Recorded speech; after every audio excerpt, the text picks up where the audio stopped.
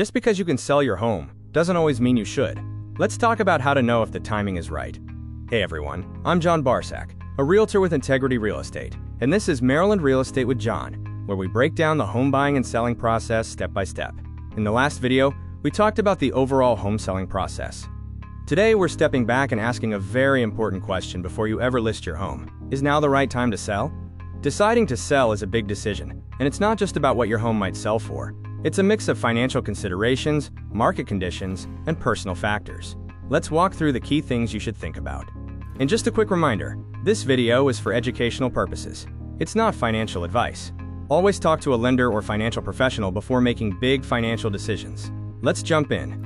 When homeowners are deciding whether it's time to sell, you can usually group the decision-making into three main areas: financial factors, market and timing factors, and personal or lifestyle factors.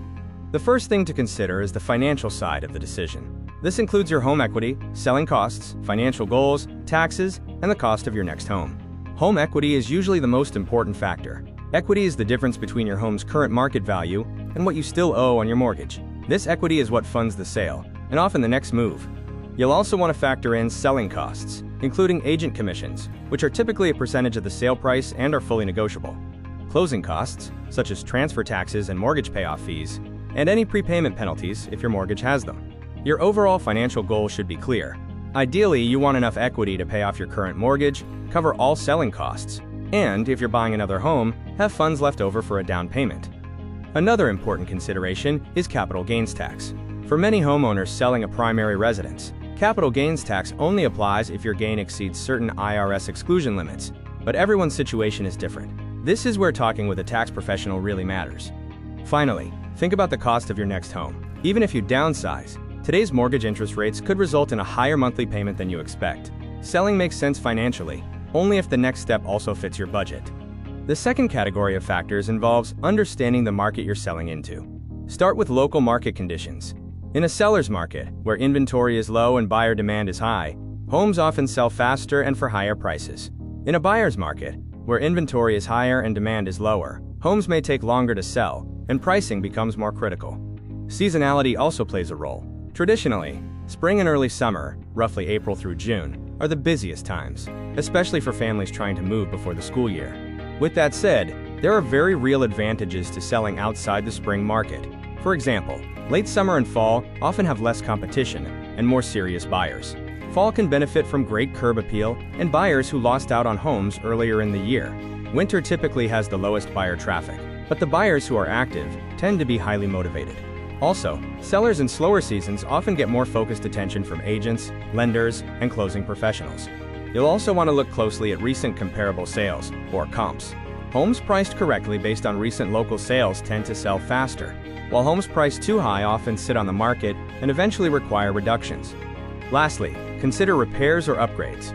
You don't want to overinvest, but small improvements, like neutral paint, minor repairs, and strong curb appeal, can significantly impact both the price and the speed of the sale. Additionally, in some cases, a pre-listing inspection can help you address issues proactively. The final category is personal, and just as important. Life changes drive most sales. Emotional readiness matters, and timing will affect the strategy.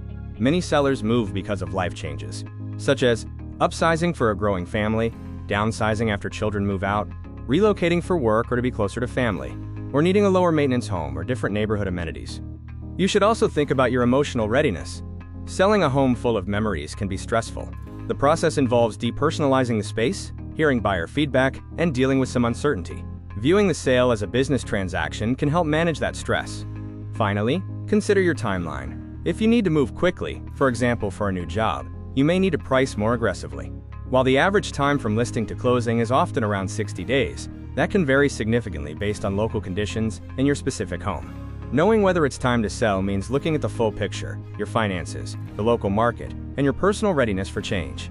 The best way to make this decision is to talk with a trusted real estate agent who can prepare a comparative market analysis for your home and explain what's happening in your local market. Thanks for watching. Everything we covered in this video, and the entire Maryland home selling process, is laid out step by step in my Home Seller's Handbook. If you'd like a copy, head over to johnbarsak.com, go to the contact section, and message me for a free PDF of the handbook. I'm happy to send it your way. When you're ready to explore the next step, choosing your listing agent, jump to the next video in this series. And if you're planning to buy or sell in Maryland, especially in or around Harford County, I'd love to help. Don't forget to subscribe for more real estate insights, and have a great day.